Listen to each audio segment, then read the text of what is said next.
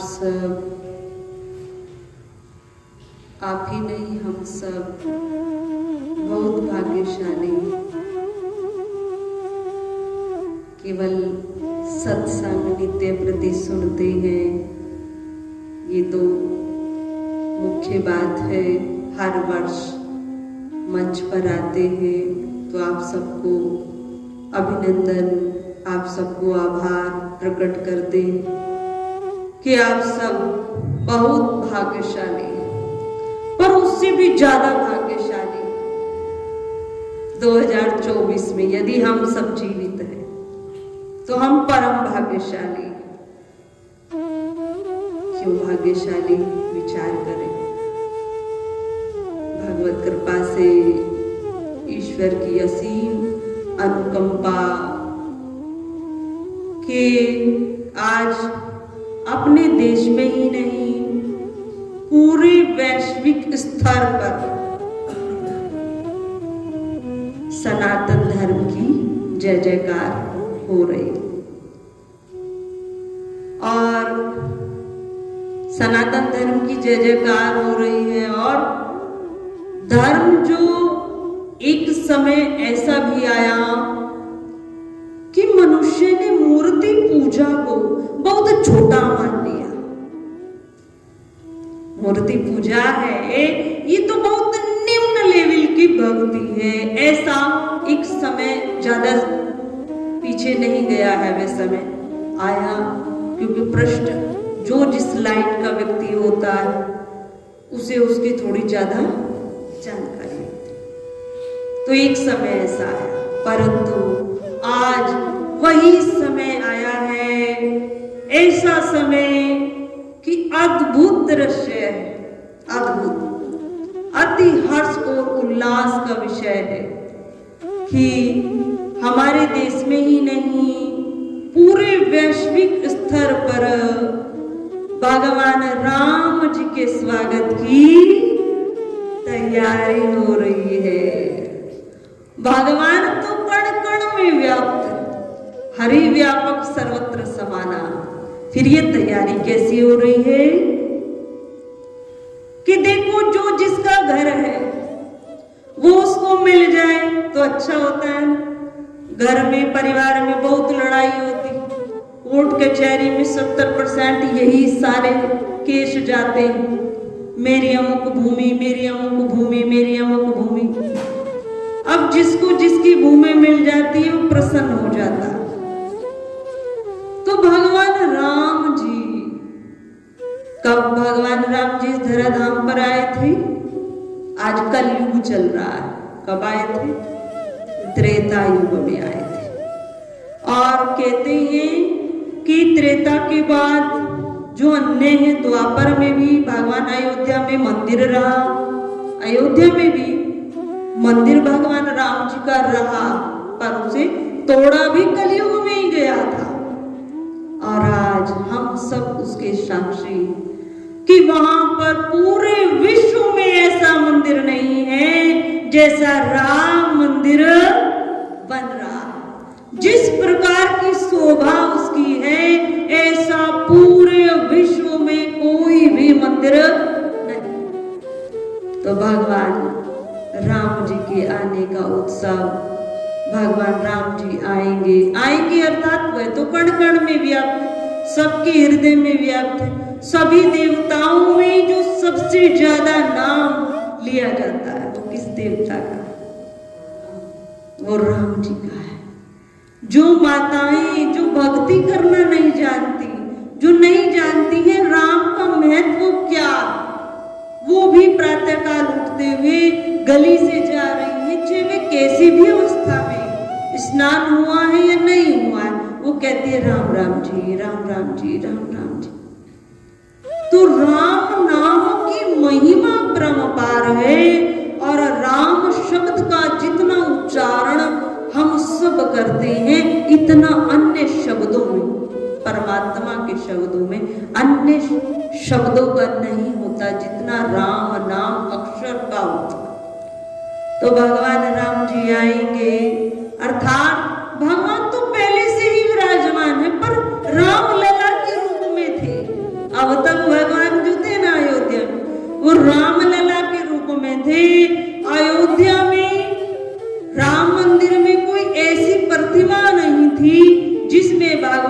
धनुष लेकर, जो मुख्य स्थल है, अन्य स्थलों पे तो सब होते हैं सब जगह, धनुष बाण लेकर जानकी माता साथ, लक्ष्मण जी साथ, हनुमान जी साथ ऐसी नहीं थी।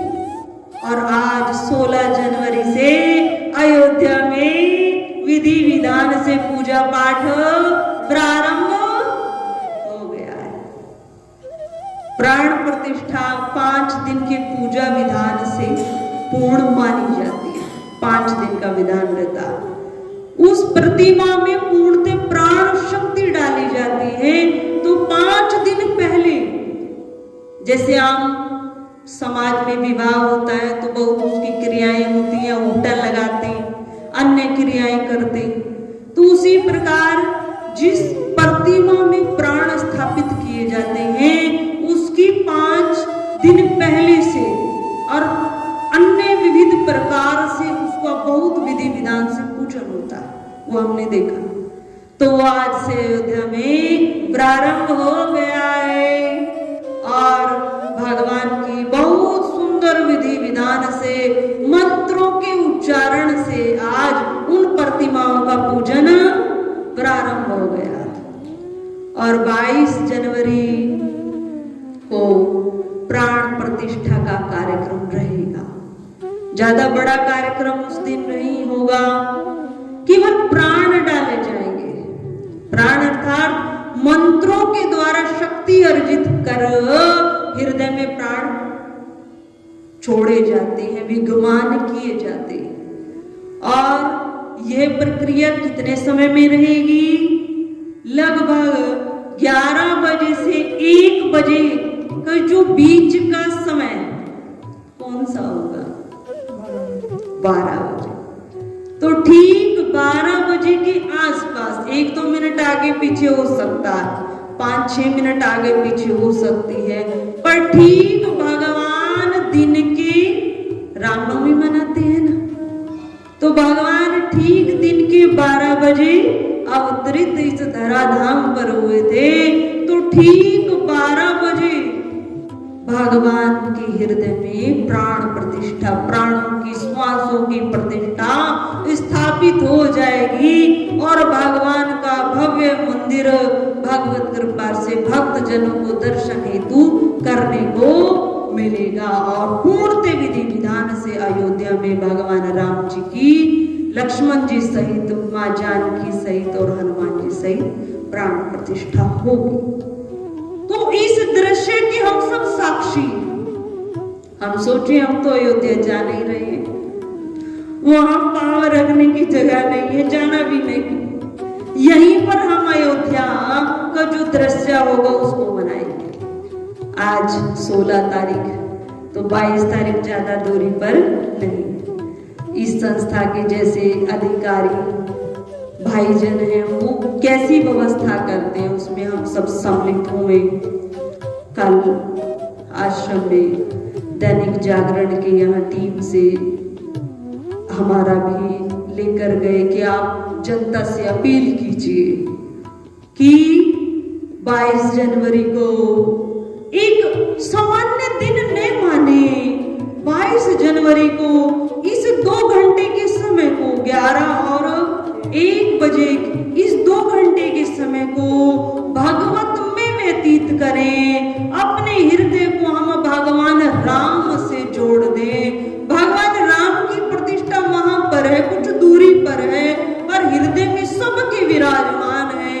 तो हम उस समय को अपने राम जी से, अपने हृदय को हम जोड़ दें, उस समय को हम सार्थक करें। और संध्या के समय, वो पूरा दिन ही उत्सव का, तो संध्या के समय हम अपनी सामर्थ्य अनुसार 11 या फिर 21 या फिर 51 या 108 अपनी अपनी सामर्थ्य के अनुसार हर वर्ष छोटी दीपावली मनाते कि 14 वर्ष का वनवास पूर्ण कर हमारे राम जी वापस आए थे।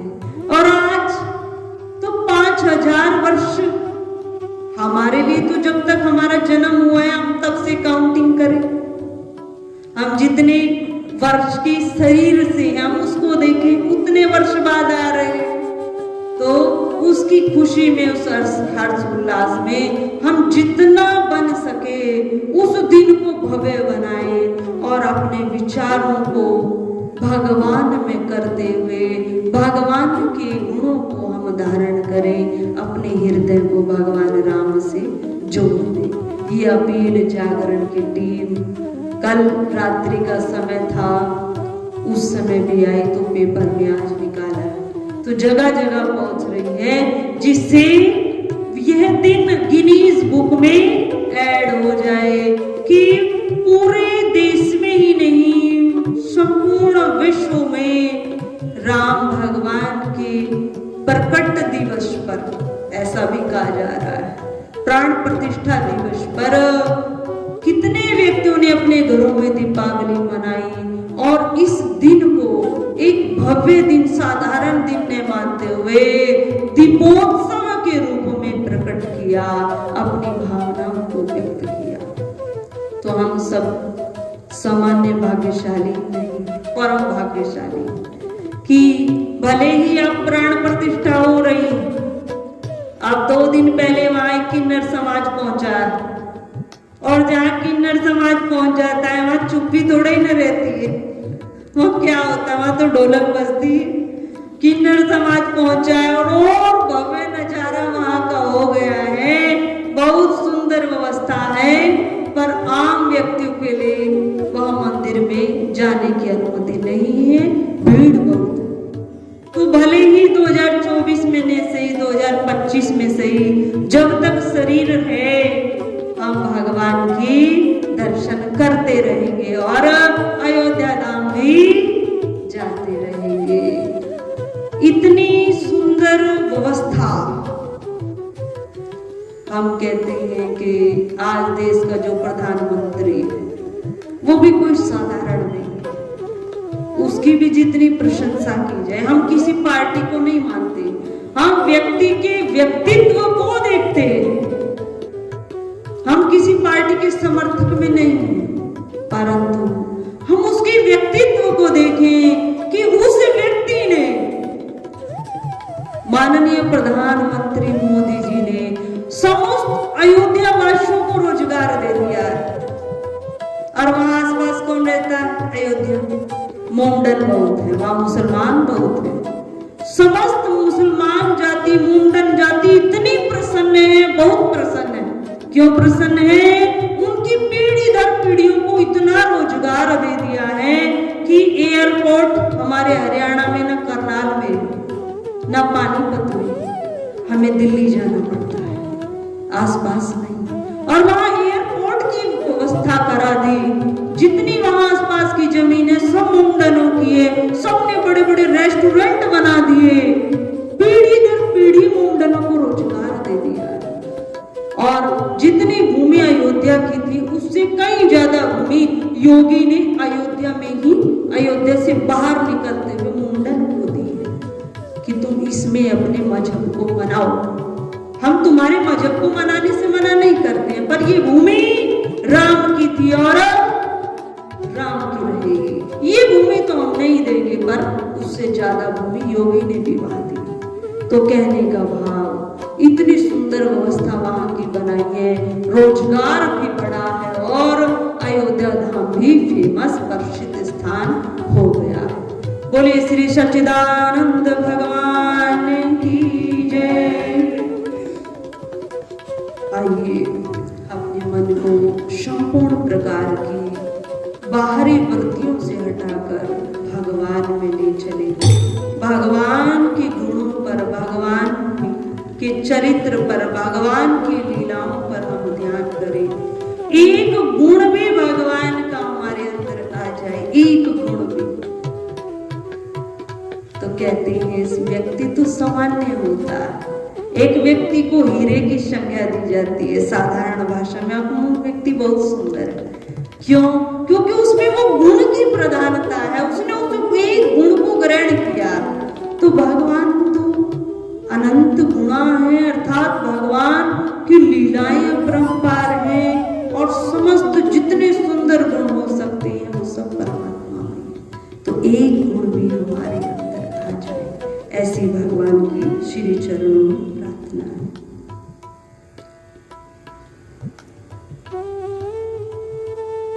बोलिए श्री सच्चिदानंद भगवान की जय। अभी 23 दिसंबर को वैश्विक स्तर पर, पूरे विश्व स्तर पर गीता जयंती मनाई और गीता जयंती इस बार महाराज जी, परम पूज्य श्री ज्ञानानंद जी महाराज ने बहुत प्रयास किया कि पूरे देश में गीता जयंती मनाई जाए। समय का सबके पास अभाव रहता है। केवल महाराज जी ने 3 श्लोकों की गीता बनाई। केवल 1 मिनट या ज्यादा से ज्यादा उसमें 2 मिनट पढ़ने में लगा और जगह जगह बड़े शहरों में एक कार्ड पर वो स्वयं लिखवाया संस्थाओं ने और उसको वितरित किया। तो बहुत सुंदर कार्य रहा। भले ही हम इंदौर में थे पर वो कार्ड हमारे पास भी वहां भी पहुंचा और वहां पर गीता जी का बहुत सुंदर पाठ रहा। 2 घंटे 2.5 घंटे लगे। बहुत संत, करीब 250 संख्या में इतने संत और एक साथ अंतरराष्ट्रीय लेवल पर वह होता, तो वो सब पाठ किया गया। तो वहां भी वह कार्ड आया। तो कहने का भाव कि गीता जी की आज हम प्रसिद्धि को देखें, गीता जी को देखें कि गीता जी का विस्तार भी हो रहा है और गीता जी के श्लोकों का उच्चारण आज सामान्य मनुष्य भी कर रहा है। तो गीता एक साधारण ग्रंथ नहीं है। हम गीता को कहें गीता तो साधारण है, गीता में कुछ खास नहीं। सबसे बड़ी गीता की विशेषता क्या है कि गीता जी में कोई लीलाएं नहीं है। हम रामायण में देखें, रामायण में भगवान जी की लीलाएं, राम जी का जन्म हुआ है, फिर राम जी का विवाह हुआ है, राम जी का वनवास हुआ है और राम जी ने रावण का वध किया है। उसके पश्चात पुनः अयोध्या में आए हैं। उसी प्रकार कृष्ण लीलाएं। तो अन्य ग्रंथों में भगवान की लीलाएं हैं और इन लीलाओं से हम प्रेरणा लेते हैं जीवन को कैसे जीना चाहिए, ये हमें प्रेरणा देती है। परंतु जो भगवत गीता वो क्या, श्रीमद् भगवत गीता केवल भगवान के श्रीमुख से निकला हुआ अमृत। भगवान ने जीव को किस प्रकार इस संसार में रहना चाहिए, किस प्रकार के कर्म उसके होने चाहिए, जीव इस संसार में भी रहे और रहते हुए अपने कर्तव्य कर्मों को करते हुए इस संसार सागर को पार कर जाए।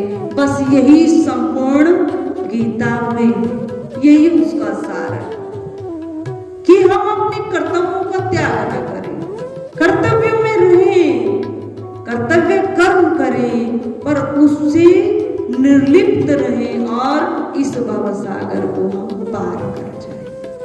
तो गीता जो भी प्राणी अपने जीवन का कल्याण करना चाहता है, मेरे जीवन का उद्धार हो जाए, मेरा कल्याण हो जाए, चाहे वह फिर कोई भी जाति का क्यों न हो, किसी भी देश का क्यों न हो, किसी भी मजहब का क्यों न हो, गीता उस शख्स के लिए एक महान ग्रंथ है, एक दिव्य औषधि और जीवन प्रदायिनी अमृत है। तो गीता मनुष्य के संबंध में क्या कहती है? सबसे पहले हम विचार करें गीता ने मनुष्य को क्या समझा दी है। गीता जी में यदि हम पढ़ें तो भगवान श्री कृष्ण जी ने क्या कहा कि मनुष्य केवल एक शरीर नहीं है, ये मनुष्य केवल एक शरीर नहीं है, ये एक आत्मा, और आत्मा अजर अमर अविनाशी है, उसका कभी नाश नहीं होता। नैनम छिदन्ति शास्त्राणि नैनम दहति पावका ने चैनम कले दिनंत्यापो ने शोषति मारुत। न इस आत्मा को कोई शास्त्र काट सकता, न इसको अग्नि जला सकती और न जल इसको गीला कर सकता और न वायु इसको सुखा सकती।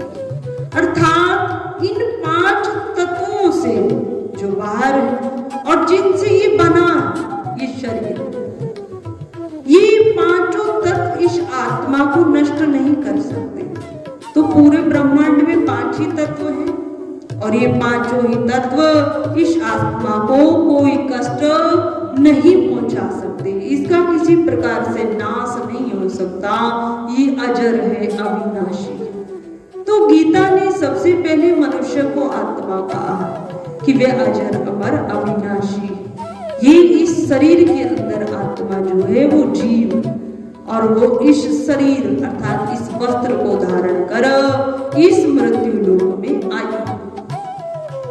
तो हम देखें पर आत्मा तो हम हैं, ये हमने वाणी का विषय बनाया। सभी कहते हैं कि मैं आत्मा हूँ, जो धार्मिक है थोड़ा भजन साधन करते हैं वो ज्यादा कहते हैं मैं आत्मा। अब कहते तो हैं पर क्या हम इसको मानते हैं, धारण करते हैं? नहीं मानते। हमने तो अपने आप को क्या माना है, मैं सुनीता, मैं अनीता, मैं कविता, मैं सुरेश, मैं राजेश। देखो और इतना हमने इसको अंतःकरण में बिठाया। बहुत विचार करने योग्य बात है कि रात्रि में हम शयन कर रहे हैं, कोई हमें एक आवाज लगाता है तो गहरी निद्रा है, ज्ञात नहीं होता। दूसरी आवाज लगाता है तो भी शायद ज्ञात नहीं होता। तीसरी आवाज लगाता है तो करीब करीब सभी जग जाते हैं, क्योंकि तीसरी आवाज होती है ना तो थोड़ी तेज होती है। पहली में तो जगा नहीं, दूसरी में भी जगा नहीं, तीसरी में तो जगेगा, तो थोड़ी तेज हम आवाज लगाते हैं। तो देखो वो आवाज हमारे हृदय से अटैच है। क्यों? क्योंकि उस नाम को, उस सुनीता, अनीता, ये कविता नाम को हमने कहाँ हृदय में बिठा रखा, मैं वही हूँ। देखो बस यही बंधन का कारण, बस यही बंधन का कारण कि हमने अपने आप को ये शरीर मान लिया, हमने अपने आप को ये नश्वर जिसको हम धारण करके आए, हम तो इसके ऊपर आरूढ़, इसके मालिक, पर इसको ही हमने अपना सब कुछ माना और यही बंधन का कारण। यदि ये मनुष्य शरीर पाकर, ये नाम तो एक सांसारिक पहचान है, क्योंकि व्यवहार में एक संज्ञा दी गई है। जैसे बहुत प्रकार के वस्त्र होते हैं, तो किसी सारे तो वस्त्र ही हैं पर उनका नाम अलग है। क्यों? क्योंकि उनका आकार अलग है, आकार अलग है तो उनका नाम भी अलग है, पर सब में वस्त्र अर्थात धागा ही है। तो उसी प्रकार हम सब आत्मा ही है, पर आकार अलग है, एक पहचान रूप में नाम अलग है। पर उस नाम को हमने बहुत अंदर बिठा लिया, उसको मान लिया, और जहां मान लेते हैं बस वही बंधन होता है, वही बंधन का कारण है, बस वही बंधन का कारण। जब तक ये मनुष्य शरीर में रहते हुए मनुष्य शरीर, यदि हमें आत्मज्ञान नहीं हुआ या फिर ईश्वर की प्राप्ति नहीं हुई, ये ईश्वर की अनुभूति नहीं हुई, या फिर हम निष्काम कर्म में परिवर्तन नहीं हुए, 3 चीजें, एक भक्ति योग है, एक ज्ञान योग है और एक कर्म योग है।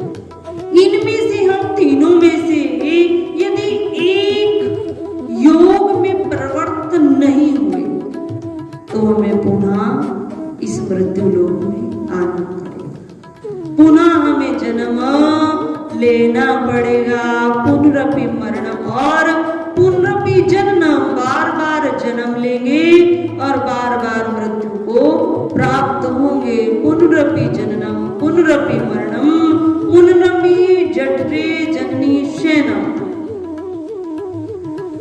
बार बार जन्म, बार बार मृत्यु और बार बार गर्भ में वास, तीनों प्रक्रिया बार बार होती रही।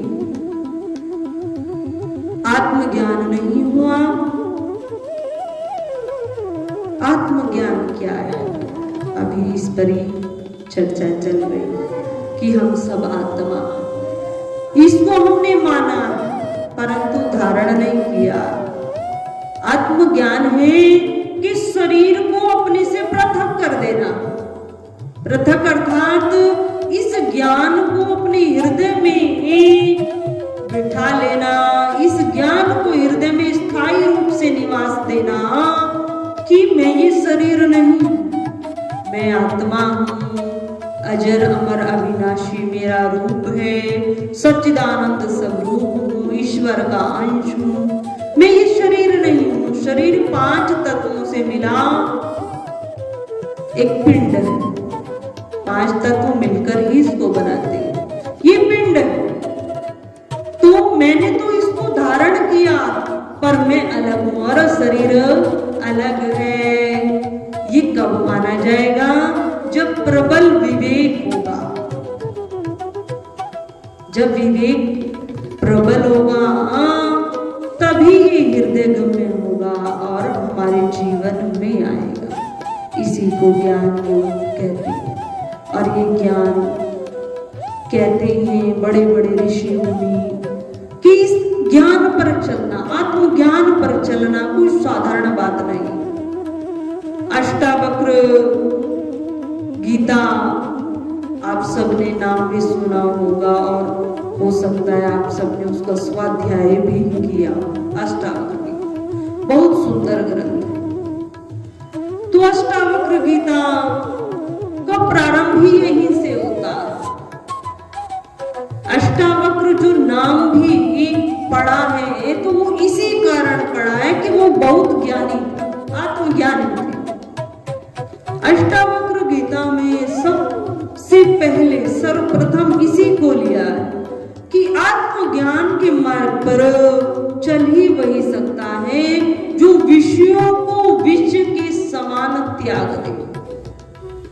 काम क्रोध लोभ अहंकारो जो विषय हैं, रूप स्पर्श 5 गंध बताए, उनको विष के समान जहर समझते हुए त्याग कर दे, वही आत्मज्ञान पर चल सकता। केवल मानने से आत्मज्ञान नहीं होता, हमने मान लिया और उस पर हमारा जीवन का व्यवहार नहीं आया तो वो केवल वाणी का विषय रहेगा, केवल वाणी का। एक बार एक संत के कमरे में एक साधक नहीं, एक सामान्य मनुष्य पहुंचा। संत बैठे हुए थे कक्ष में। अब जैसे ही वो व्यक्ति आया तो उसके मुख से कुछ दुर्गंध आई। अब जो संत थे बस समझ गए। उन्होंने कहा भाई जी आप बाहर जाइए। अब उसने कहा क्यों? मुझे आपसे कुछ पूछना है। कि आपको यदि मुझसे अभी पूछना है तो फिर आप जब हमारे कक्ष में आए तो कुछ अपने मुख में इलायची वगैरह डालकर तब आइएगा, इस समय आप बाहर जाइए। तब वह भी समझ गया महात्मा जी मुझे क्यों कक्ष से बाहर कह रहे हैं जाने। अब वो गया और जाकर कुछ समय पश्चात अपने मुख में कुछ इलायची वगैरह लेकर आया, बैठा और बैठकर चर्चा करने लगा। तो बड़ी धार्मिक चर्चा कर रहा था। महात्मा जी ने कुछ नहीं कहा तो कुछ धार्मिक चर्चा की। तब उसमें महात्मा जी ने पूछा कि तुम कौन हो? जो अज्ञानी होते हैं ना, जिन्होंने केवल ज्ञान को कान का विषय माना है, वो जहां पर बैठते हैं, यदि साधु के पास बैठेंगे तो तो अपने ज्ञान की व्याख्या, मैंने क्या किया है और मैं क्या करने वाला हूँ, ये पीछे मैंने क्या किया, वो अपने मतलब वहां लेने नहीं जा रहे, वो अपने आप को दिखाने जा रहे हैं या अपने आप को ये बताने जा रहे हैं कि मैं कितना बड़ा ज्ञानी, कितना मैंने ग्रंथ सत्संग पढ़ा।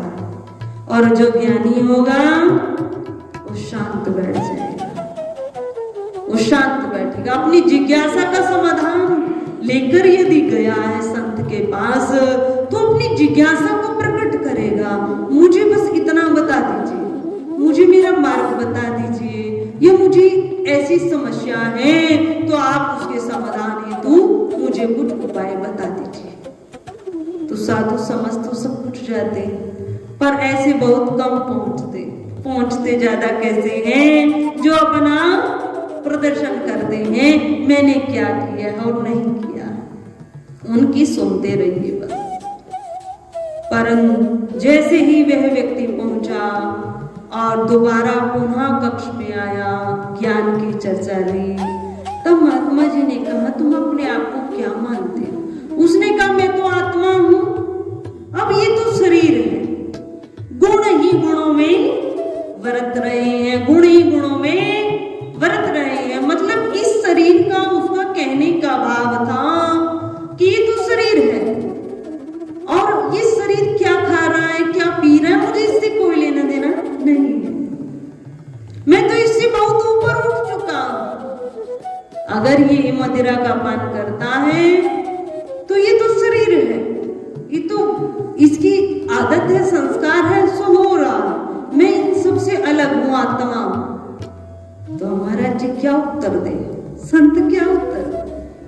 वो चुप रहे, कुछ समय चुप रहकर उन्होंने कहा अच्छा यदि मैं आपको मान लेता हूं आप इस शरीर से अलग हैं, आपने इस चीज को धारण किया है, मैं अभी रसोई से किसी माता से कुछ लाल रंग की मिर्च मंगवाता हूं पीसी और मैं उसको आपकी आंखों में डलवाता हूं।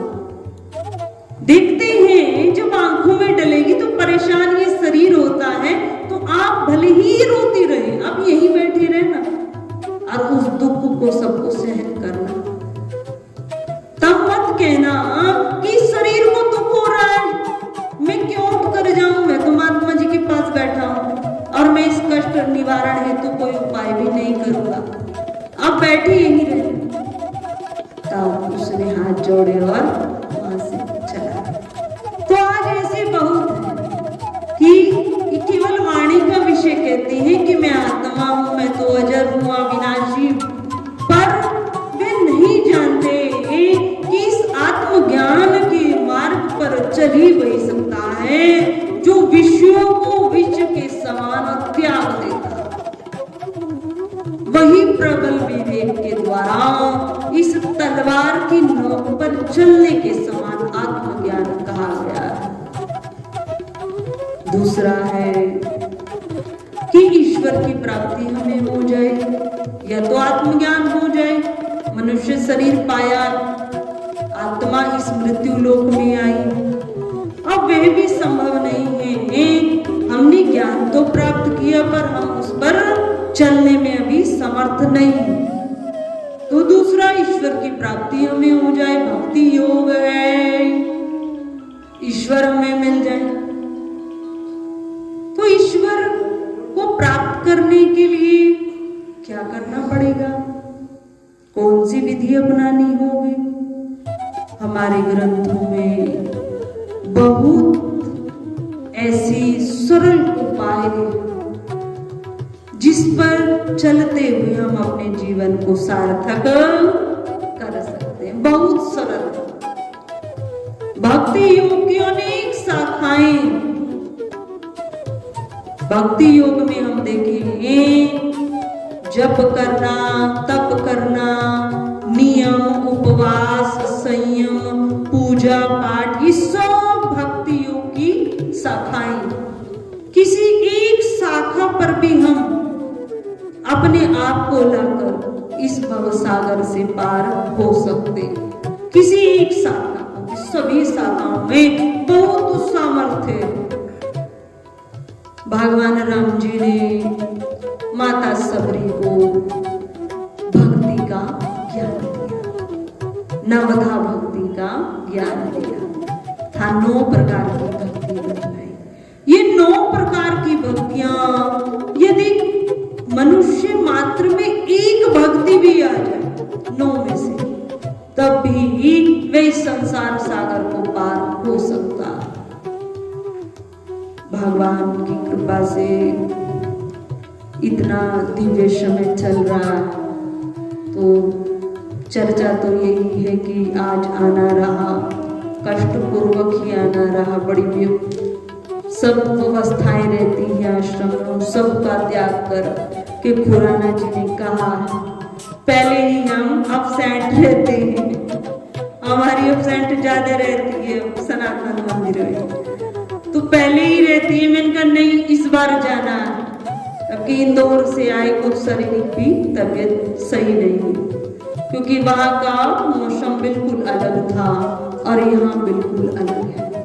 वहां पर 1 नंबर पर हम रात्रि में पंखा चला रहे थे, और जब से यहाँ आए हैं करीब 15 दिन होने जा रहे हैं, तबीयत खराब है। यहाँ इतना बर्फ है, वहां के व्यक्ति यहाँ जी भी नहीं पाएंगे। तो आप सब लोग, हम सब लोग आदी हो गए हैं इस मौसम के, वरना वहां वो व्यापारी लोग हैं, वो ऐसे मौसम में काम कैसे कर पाएंगे। हम लोग तो फिर भी इसको सहन कर जाते हैं, हम वह सहन नहीं कर सकते।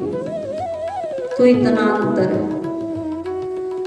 आए वहां से तबीयत खराब थी, परंतु खुराना जी का कि साध्वी जी अवश्य आइएगा, और बहुत स्नेह।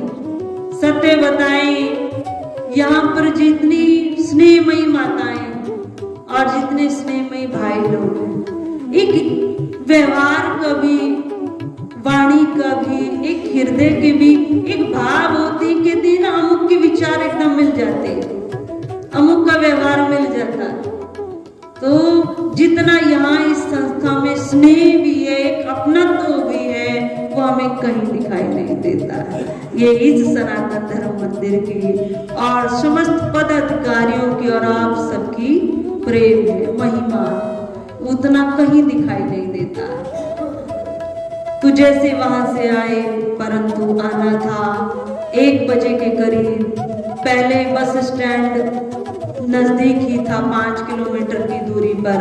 अब हमारे पानीपत से ही 12.5 किलोमीटर की दूरी पर बस स्टैंड बना है सिवा गांव में। अब कैसे आना रहता है, बहुत कष्ट रहता है। पहले शीघ्रता से आ जाते थे, अब थोड़ा टाइम भी लगता है, 2 गाड़ियां बदलनी पड़ती। खैर भगवान की कृपा, सुरक्षित आए। तो आज चर्चा करनी थी भक्तमाल ग्रंथ पर चर्चा कहाँ चली? भगवत गीता पर और राम मंदिर पर। तो भगवान राम जी ने शबरी को नवधा भक्ति का उपदेश दिया और कहा, मन से भाव हम सबको कहा कि किसी के जीवन में एक भक्ति भी आ जाए तो इस संसार सागर को वह पार कर जाएगी। तो भक्तमाल की कथा में राम जी की और राम जी के भक्तों की चर्चा, किस प्रकार जो भगवान का भक्त है इन 9 प्रकार की भक्ति में से किसी एक प्रकार की भक्ति को भी जीवन में प्रधानता देता, और किसी के जीवन में संपूर्ण 9 भी रहती, किसी के जीवन में 3 भी रहती और किसी के जीवन में मात्र 1 ही रहती। पर ये सारी भक्ति हम सबका कल्याण करने वाली। तो इतना दिव्य समय चल रहा है, तो राम जी की चर्चा हो, राम जी के भक्तों की चर्चा हो, जिससे कोई एक भक्ति भी हमारे हृदय में वास कर जाए और हमारा उद्धार हो जाए। तो कोशिश तो रहेगी कल भक्तमाल कथा पर चर्चा रहे। आज आए हैं तो आज तो पहली बार ही देखा है डायरी, कुछ क्या मंच पर रहे, वो मंच की महिमा है। तो भगवान राम जी ने नवधा भक्ति का उपदेश दिया। इस नवधा भक्ति में भी हम सबसे सरल भक्ति को यदि देखें तो वो क्या है, मैं आपसे पूछती हूँ। माताओं, बताओ क्या सबसे सरल भक्ति है? सत्संग, संतों का संग। और भाइयों, आप सबसे राम राम का सेवन और भक्तों का संग, इससे अच्छा और क्या होगा? बहुत सुंदर, बहुत सुंदर, बहुत सुंदर। दोनों एक ही बात है। आपने भी और भाइयों ने भी सबने एक ही बात बताई कि भक्ति मार्ग पर चलते हुए यदि सबसे कोई सुलभ साधन है हम सबको पार पार पहुंचा दे, तो सबसे सुलभ साधन सत्संग ही है। क्यों? क्योंकि सत्संग से राम नाम की महत्ता उजागर होती है। हम सत्संग क्यों सुनते हैं? क्यों? क्योंकि हमें ज्ञान होता है कि इस ब्रह्मांड में भी अद्भुत अलौकिक शक्ति हमें दिखाई नहीं देती, पर वे हर समय हमारे साथ है, कण कण में व्याप्त है। हम उसकी कृपा के हम पात्र हैं। तो ये महिमा कहाँ उजागर होती है? ये सत्संग में उजागर होती है। मैं कौन हूँ, कहाँ से आया हूँ, कहाँ मुझे जाना है, यदि इसका ज्ञान हमें होता है, ये चर्चा हमें पता चलती है, तो वो सत्संग। भगवान के नाम में यदि रुचि हमारी होती है तो वो सत्संग कराता है, सत्संग के कारण होती है। तो सबसे सुलभ भक्ति है कलयुग केवल नाम धारा, सुमर सुमर जन उतरहि पारा। राम सिया राम जय जय राम, राम सिया राम जय जय राम। सबसे सुलभ भक्ति है भगवान के नाम का जप हो जाएगी।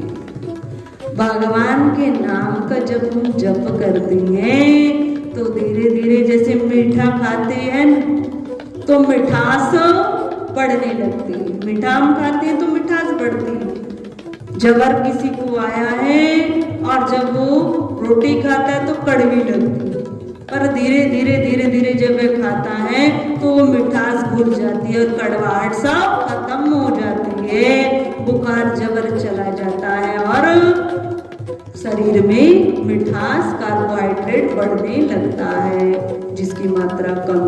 तो उसी प्रकार जब राम राम राम राम जपते हैं तो राम नाम की मिठास इतनी बढ़ जाती है, इतनी बढ़ जाती है कि यदि एक दिन सत्संग छूट जाए, यदि एक दिन ऐसी व्यक्ति का संग हो जाए जो जगह जगह बुराइयां करता है, तो अंतर देख लेना। सत्संग छूट जाए और ऐसे व्यक्ति का संग हो जाए जिसकी ओरा मात्र से कि 1 घंटे हमारे पास बैठा और 1 घंटे बैठकर कितने व्यक्तियों की चर्चा उसने हमें ज्ञात करा दी, और बैठकर हमारा भी समय नष्ट हुआ और अपना तो करना ही था उसको, पर हमारा भी नष्ट करा देना। तब हमें ये ज्ञात होगा कि उस राम नाम की मिठास कितना आनंद देती है।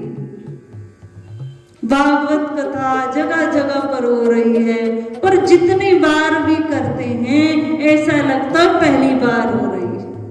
पहली बार हम राम कथा को सुन रहे हैं, पहली बार राम कथा कह रहे हैं। इतनी मिठास ग्रंथों में है, इतनी मिठास राम नाम शब्दों में। तो सबसे सुलभ और सहज साधन जो है वो भगवान राम नाम का जप। चाहे वह हरे राम कृष्ण कहा जाए, चाहे राम राम कहा जाए, चाहे राधे राधे कहा जाए, यदि वाणी पर वह आ जाए तो कल्याण हो जाए, कल्याण में विलंब नहीं रहेगा। इसमें इतनी सामर्थ्य है, राम नाम में इतनी सामर्थ्य है कि संपूर्ण ज्ञान समाहित है। यदि कोई सत्संग प्रेमी भगवान राम राम जपता, हरि नाम जपता, तो उसको धीरे धीरे वो संपूर्ण ज्ञान अर्जित हो जाएगा जो ग्रंथों में लिखा, जो ग्रंथों में वर्णित है, वो संपूर्ण ज्ञान। हाँ, हम ये प्रमाणित होकर नहीं कह सकते कि उसको सारे श्लोक कंठस्थ हो जाएंगे। हम कहें कि वो राम राम जपे और उसको गीता जी के 700 श्लोक कंठस्थ हो जाए, ये तो नहीं कह सकते। हाँ, कोई गुरु हो, बहुत विशेष गुरु हो, वो अपनी दिव्य दृष्टि से आशीर्वाद दे, तब ऐसा हो सकता है, हुआ है। एक उत्तोलक नामक जो शिष्य थे, उनको ऐसा हुआ। अरुणी नामक शिष्य थे, उनको ऐसा हुआ है कि गुरु ने कहा है, जा तुझे बिना पढ़े संपूर्ण ग्रंथों का ज्ञान प्राप्त हो जाएगा, तुझे संपूर्ण ग्रंथ कंठस्थ हो जाएंगे। अरुणी, तुमने हमारी आज्ञा का पालन किया है, अपने शरीर को भी कष्ट पहुंचाया है, तो ऐसा आशीर्वाद दिया हुआ। परंतु हम राम नाम की महिमा को लेकर कहें तो श्लोक तो कंठस्थ नहीं होंगे, पर इतना ज्ञान अवश्य हो जाएगा कि मुझे क्या करना है और क्या नहीं करना है, ये पूछने की आवश्यकता नहीं रहेगी।